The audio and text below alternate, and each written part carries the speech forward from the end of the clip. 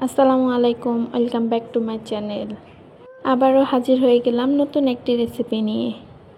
আশা করি আপনারা সবাই এই মাছটিকে চেনেন, ছোট ছোট রূপচাঁদা মাছ। মাছের ভর্তা খেতে সত্যিই অসাধারণ। এই মাছের ভর্তার জন্য লাগবে কিছু কাঁচামরিচ, পেঁয়াজ কুচি, রসুন কুচি আর কিছু শুকনো মরিচ। এই ভর্তার জন্য ফ্রাই প্যানে কিছু কাঁচামরিচ, কিছু রসুন কুচি এবং শুকনো মরিচ হালকা তেলে আগে ভেজে নেব, কারণ এগুলো ভাজতে একটু সময় লাগে, তাই এগুলো অল্প তেলে হালকা ভেজে নেব। আমি এখানে সরিষার তেল দিয়ে সবগুলো উপকরণ হালকা ভেজে নেব। এগুলো হালকা ভাজা হয়ে গেলে এর মধ্যে আগে থেকে কেটে রাখা পেঁয়াজ কুচি দিয়ে আবারও হালকা ভেজে নেব। আপনারা কি রূপচাঁদা মাছের ভর্তা কখনো খেয়েছেন? খেয়ে থাকলে কমেন্টে প্লিজ জানাবেন। এই ভর্তাটি খেতে সত্যিই অসাধারণ। না খেলে বুঝতেই পারবেন না এই ভর্তাটি খেতে কতটা মজাদার।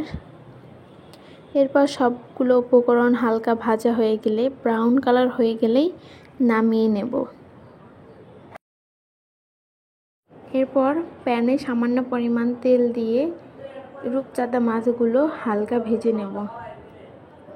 সবগুলো মাছ দেওয়া হয়ে গেলে এর মধ্যে সামান্য পরিমাণ হলুদের গুঁড়া দিয়ে সবগুলো মাছ ভালো করে ভেজে নেব। তাহলে মাছের কালারটা একটু অন্যরকম আসবে, দেখতেও অনেকটা সুন্দর লাগে। আপনারা চাইলে মাছটিকে হালকা পানি দিয়ে সিদ্ধ করে নিতে পারেন, কিন্তু আমার কাছে মনে হয় তেলে ভেজে নিলেই এর স্বাদটা অন্যরকম আসবে। তাই আমি সবগুলো মাছ তেলে ভেজে নেব। এই মাছটি কাটতে অনেক ঝামেলা, অনেক কষ্টের, তাই এই মাছগুলো এভাবে ভর্তা করে খেতে পারেন, সত্যিই অসাধারণ। এরপর মাছগুলো ভাজা হয়ে গেলে আমি শিলপাটায় সবগুলো মাছ বেটে নেব। চাইলে আপনারা ব্লেন্ডারে ব্লেন্ড করে নিতে পারেন। মাছগুলো একটু ভালো করে বেটে নেবেন, কারণ মাছে অনেক ছোট ছোট কাঁটা আছে। এরপর আমি ভাজা পেঁয়াজ, মরিচ, রসুন, সামান্য পরিমাণ লবণ দিয়ে আবারও বেটে নেব। এইভাবেই ভর্তাটি তৈরি করে নিতে পারেন। এবার হলে ভর্তাটি খেয়ে দেখবেন, সত্যি অসাধারণ।